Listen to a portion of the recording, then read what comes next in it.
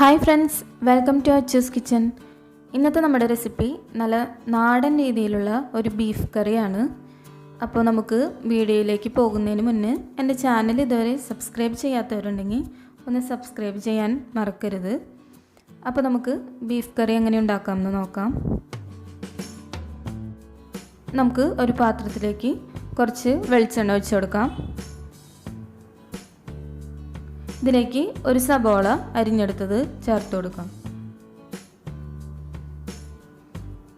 ഇതൊന്ന് വഴറ്റിയെടുക്കാം. ഇനി നമുക്കിതിലേക്ക് ഒരു സ്പൂൺ ജിഞ്ചർ ഗാർലിക് പേസ്റ്റ് ചേർത്ത് കൊടുക്കാം. ഒരു 5-6 പച്ചമുളക് ചേർത്ത് കൊടുക്കാം. ഇനി ഇതിലേക്ക് കുറച്ച് കറിവേപ്പില ഇട്ട് കൊടുക്കാം. ഇതെല്ലാം ഒന്ന് നന്നായിട്ട് വഴറ്റിയെടുക്കാം. ഇതെല്ലാം ഒന്ന് വഴണ്ട് വന്നിട്ടുണ്ട്. ഇനി നമുക്കിതിലേക്ക് ആവശ്യമായിട്ടുള്ള പൊടികൾ ചേർത്ത് കൊടുക്കാം. 1 സ്പൂൺ മഞ്ഞൾപ്പൊടിയും ഒരു 3 സ്പൂൺ മല്ലിപ്പൊടിയും ചേർത്ത് കൊടുക്കാം.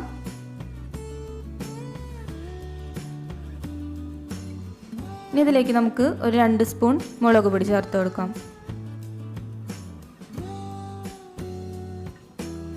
ഇനി ഇത് എല്ലാം ഒന്ന് നന്നായിട്ട് മിക്സ് ചെയ്ത് വഴറ്റിയെടുക്കാം. ഈ പൊടികളുടെയൊക്കെ ഒന്ന് പച്ചമണം ഒന്ന് മാറിക്കിട്ടുന്നത് വരെ നന്നായിട്ട് വഴറ്റിയെടുക്കാം.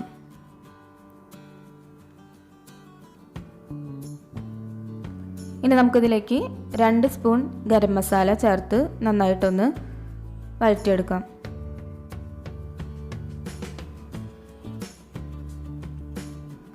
ഇനി ഇതിലേക്ക് 1 കപ്പ് ടൊമാറ്റോ ജ്യൂസ് ചേർത്ത് കൊടുക്കാം.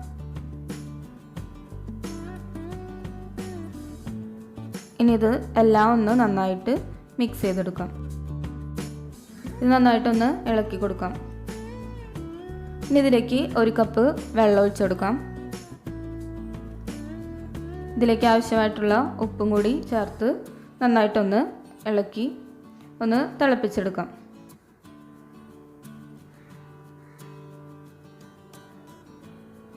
ഞാനിവിടെ 1 കിലോ ബീഫാണ് എടുത്തിട്ടുള്ളത്. അതൊന്ന് ഉപ്പും മഞ്ഞൾപ്പൊടിയും ചേർത്ത് കുക്കറിൽ ഒന്ന് വേവിച്ചെടുത്തിട്ടുണ്ട്.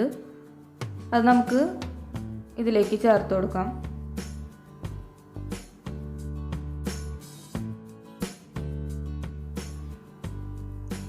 ഇത് നന്നായിട്ട് മിക്സ് ചെയ്തെടുക്കാം.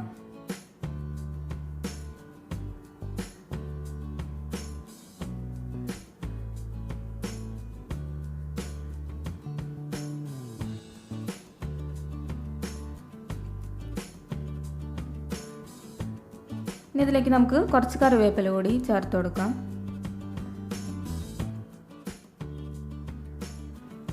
ഇനി നമുക്കിതൊന്ന് ഒരു 5 മിനിറ്റ് നേരം ഒന്ന് അടച്ചു വെച്ചൊന്ന് തിളപ്പിച്ചെടുക്കാം.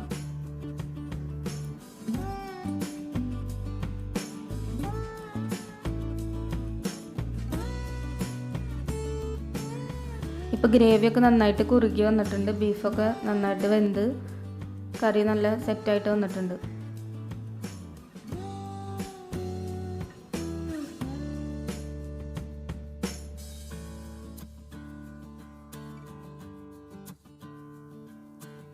നമുക്ക് കറിയുടെ മുകളിലായിട്ട് കുറച്ച് സബോളയും മല്ലിയിലയും ഇട്ട് കൊടുക്കാം.